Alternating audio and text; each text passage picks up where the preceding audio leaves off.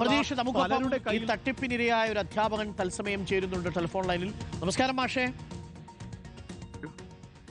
മാഷെ എയ്ഡഡ് സ്കൂളിലാണോ മാഷ് വർക്ക് ചെയ്യുന്നത്? ഞാൻ മറ്റു ഡീറ്റെയിൽസ് ചോദിക്കുന്നില്ല. എയ്ഡഡ് സ്കൂളിലാണ്. മാഷെ എത്ര ലക്ഷം രൂപയുടെ ലോണാണ് ഈ ജയചന്ദ്രൻ എടുത്തിരിക്കുന്നത് അങ്ങയുടെ സാലറി സർട്ടിഫിക്കറ്റ് വെച്ച്? എന്റെ സാലറി സർട്ടിഫിക്കറ്റ് ഉപയോഗിച്ച് 4 ലക്ഷം KSFE ബ്രാഞ്ചിൽ നിന്ന് എടുത്തു. അതിൽ ഒരു തവണ പോലും അദ്ദേഹം അടച്ചില്ല. എന്റെ കയ്യിൽ നിന്ന് 4,50,000 രൂപ ഇതൊരു റിക്കവറി നടത്തി. അങ്ങേ ജയചന്ദ്രൻ തന്നെ നേരിട്ട് സമീപിക്കുകയായിരുന്നോ ഇങ്ങനൊരു സാമ്പത്തിക ബുദ്ധിമുട്ടുള്ള ഒരു സാലറി സർട്ടിഫിക്കറ്റ് വേണമെന്ന് പറഞ്ഞ്? എന്താണ് അദ്ദേഹം പറഞ്ഞ ആവശ്യം? അല്ല, നേരത്തെയും ഞാൻ അദ്ദേഹത്തിന് ജാമ്യം നിന്നിട്ടുണ്ട്. അപ്പൊ അതും അടച്ചില്ല. പക്ഷെ ഇതിപ്പോ അങ്ങനെ അടക്കില്ല എന്ന് എനിക്ക് അറിയില്ലായിരുന്നു. അപ്പൊ അവിടെ ഈ സലിൽ എന്ന് പറയുന്ന ഒരു പഞ്ചായത്ത് പ്രസിഡന്റാണ് എന്നെ സമീപിച്ച് സാലറി സർട്ടിഫിക്കറ്റ് കൊടുക്കണമെന്ന് പറഞ്ഞു. അതെ, ജയചന്ദ്രൻ നേരിട്ടല്ല, മറ്റൊരു അവിടുത്തെ പ്രസിഡന്റ് വഴിയാണ് സമീപിച്ചത് അല്ലേ? അപ്പം ഈ ഇതറിഞ്ഞപ്പോൾ പൈസ എന്തുകൊണ്ട് അടച്ചില്ല എന്ന് ചോദിച്ചു. KSFEയിൽ നിന്ന് നോട്ടീസ് വന്നോ അങ്ങേക്ക്? ഞാൻ പലതവണ അദ്ദേഹത്തിന് നേരിട്ടും ടെലഫോണിലൂടെയൊക്കെ ബന്ധപ്പെട്ടു. അപ്പൊ അദ്ദേഹം പൈസ തരുന്നതിനോ അടയ്ക്കുന്നതിനോ തയ്യാറായില്ല. അപ്പൊ എന്താ പറയുന്നത്? അങ്ങ് ജയചന്ദ്രനോട് ചോദിക്കുന്ന സമയത്ത് ജയചന്ദ്രൻ എന്താ പറയുന്നത്? അല്ലാതെ തരുന്നില്ല. അപ്പൊ ഞാൻ അന്വേഷിച്ചപ്പോ ഇത് ഒരുപാട് പേർക്കുണ്ട്, ഞാൻ മാത്രമല്ല. അപ്പൊ അത് ഈ സാലറി സർട്ടിഫിക്കറ്റ് കൊടുക്കുമ്പോൾ അങ്ങേക്ക് അറിയില്ലായിരുന്നു ഒരുപാട് പേര് ഇങ്ങനെ ചോദിക്കുന്നുണ്ട്? ഇത് അറിയില്ലായിരുന്നു. അതിനുശേഷമാണ് പുറത്തിറങ്ങി വന്നപ്പോഴാണ് ഒരുപാട് ആളുകളെ ഇതുപോലെ വാങ്ങിയിട്ടുള്ളത്. അങ്ങയുടെ ഒരു അറിവിൽ എത്രത്തോളം ആളുകളുടെ കൈകളിൽ നിന്ന് ഇതേപോലെ ഈ സാലറി സർട്ടിഫിക്കറ്റ് വാങ്ങി വായ്പ എടുത്തിട്ടുണ്ടാവും ജയചന്ദ്രൻ? ഉദ്ദേശം 50 പേരെങ്കിലും ഉണ്ടാവും. അപ്പൊ അങ്ങനെയാണെങ്കിൽ ഇപ്പൊ അങ്ങയുടെ കയ്യിൽ നിന്ന് അങ്ങയുടെ സാലറി സർട്ടിഫിക്കറ്റ് ഉപയോഗിച്ച് 4 ലക്ഷം, അതേപോലെ മറ്റുള്ളവരുടെ സാലറി സർട്ടിഫിക്കറ്റ് ഉപയോഗിച്ച് 2-3 ലക്ഷം ഒക്കെ അല്ലേ എടുത്തിട്ടുണ്ടാവുക? അതായിരിക്കും. അപ്പൊ അങ്ങനെ വന്നാൽ ഒരു കോടിക്ക് അപ്പുറത്തേക്കുള്ള വലിയ രീതിയിലുള്ള പണം അദ്ദേഹം സ്വീകരിച്ചിട്ടുണ്ടാവില്ലേ? ഉണ്ടാവും. ഇത് KSFE മാത്രമേ ഉള്ളോ? മറ്റു ബാങ്കുകളിലുണ്ടോ? സഹകരണ സ്ഥാപനങ്ങളിലുണ്ടോ? സഹകരണ ബാങ്കുകളുണ്ട്, പിന്നെ KSFE ഉണ്ട്. അപ്പോൾ ഏറ്റവും ഒടുവിൽ ജയചന്ദ്രനുമായി സംസാരിക്കുമ്പോൾ എന്താണ് ഈ ജയചന്ദ്രൻ പറയുന്നത്, സെക്രട്ടറി പറയുന്നത്? എന്ന് പറയുന്നു. പക്ഷെ അതൊന്ന് പറയാൻ തുടങ്ങിയിട്ട് വർഷങ്ങളായി. ഒരു പൈസ പോലും തന്നില്ല. ഇത് ഇയാളുടെ ഒരു രീതിയായിട്ടാണോ അങ്ങ് മനസ്സിലാക്കുന്നത് ഇങ്ങനെ ലോൺ എടുക്കുക? എനിക്ക് അങ്ങനെ തോന്നുന്നു. ഇങ്ങനെ പലരെയൊന്നും വാങ്ങിച്ചിട്ടുള്ളപ്പോഴേ അത് എനിക്ക് അറിയില്ലായിരുന്നു. പക്ഷേ ഒരു കാര്യം കൂടി, ഇത് ജയചന്ദ്രന്റെ പേരിൽ തന്നെയാണോ ആ ലോൺ എടുത്തിരിക്കുന്നത്, അതോ വേറെ ആരുടെയെങ്കിലും പേരിലാണോ ലോൺ എടുത്തിരിക്കുന്നത്? പല ആളുകളുടെയും പേരിലാണ്. അദ്ദേഹത്തിന്റെ പേരിൽ മാത്രമല്ല, മറ്റു പല ആളുകളുടെയും പേരിലാണ് ലോൺ എടുത്തിട്ടുള്ളത്. ഈ എന്തുകൊണ്ടാണ് അങ്ങ് ജയചന്ദ്രൻ ഇത്ര വിശ്വസിച്ച് ഈ സർട്ടിഫിക്കറ്റ് കൊടുത്തത്? സാധാരണ നമുക്ക് പരിചയമുള്ള ആളുകളെയൊക്കെയാണ് കൊടുക്കുക. ഏരിയ സെക്രട്ടറി ആണ്. ഞാൻ KSCയുടെ ഒരു മുൻ ഭാരവാഹിയായിരുന്നു. അപ്പോൾ വേദന വർഷങ്ങളായിട്ട് എനിക്കറിയാം. ഇങ്ങനെ ചതിക്കുമെന്ന് അറിയില്ലായിരുന്നു. ഇനി ഈ ജയചന്ദ്രൻ പറയുന്നത് പോലെ സഹോദരന് വേണ്ടിയിട്ട് പണമെടുത്ത് സഹോദരന്റെ ബിസിനസ് പൂട്ടിപ്പോയതാണെങ്കിലോ? അത് അറിയില്ല എനിക്ക്. അങ്ങനെ ഒരു സംഭവം ഞാൻ ഇപ്പോഴാണ് അറിയുന്നത്. സഹോദരൻ ബിസിനസ് നടത്തിയെന്ന് എനിക്കറിയില്ല. പക്ഷെ അങ്ങയോട് എന്താണ് ഇവർ പറഞ്ഞത്? എന്തെങ്കിലും ആവശ്യം പറഞ്ഞിരുന്നോ, അതോ സാലറി സർട്ടിഫിക്കറ്റ് ചോദിക്കുക മാത്രമേ ചെയ്തുള്ളൂ?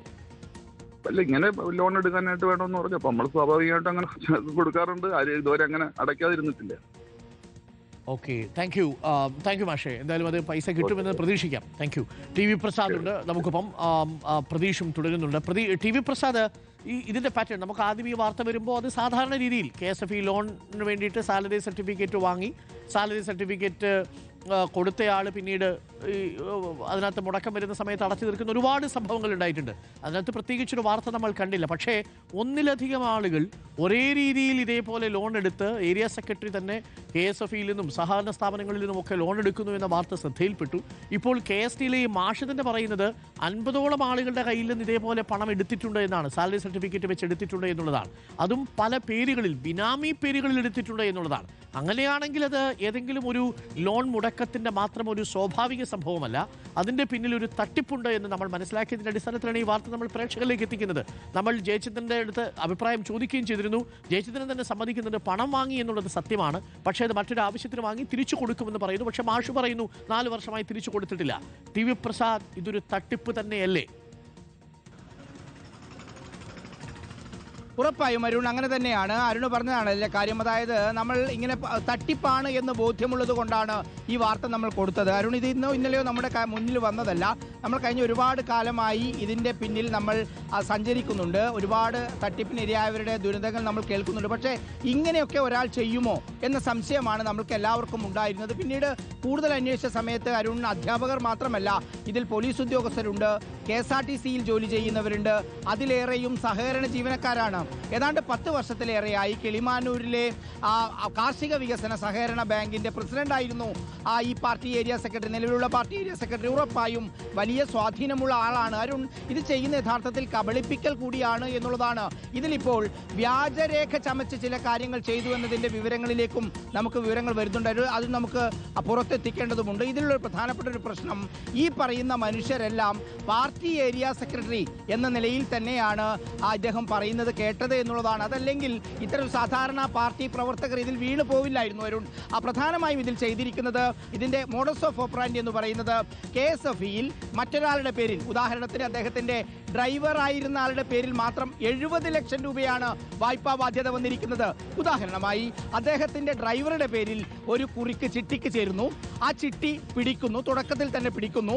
അങ്ങനെ പിടിച്ചു കഴിഞ്ഞതിന് ശേഷം ആ ചിട്ടിക്ക് ഒന്നിക്കിൽ നമ്മുടെ ലാൻഡ് അതിന് പണയമായി വെക്കണം, അതല്ലെങ്കിൽ അവിടെ പണയമായി വെക്കേണ്ടത് സാലറി സർട്ടിഫിക്കറ്റ് ആണ്. ഇവിടെയാണ് ജയചന്ദ്രൻ തന്റെ സ്വാധീനം ഉപയോഗിച്ച് സർക്കാരിലെ ഉദ്യോഗസ്ഥർ, അധ്യാപകർ, പോലീസുകാർ, KSRTCയിൽ ജോലി ചെയ്യുന്നവർ, ആരൊക്കെയാണോ പരിചയമുള്ളത് അവരുടെ സാലറി സർട്ടിഫിക്കറ്റ് കൊണ്ടുവയ്ക്കുന്നു.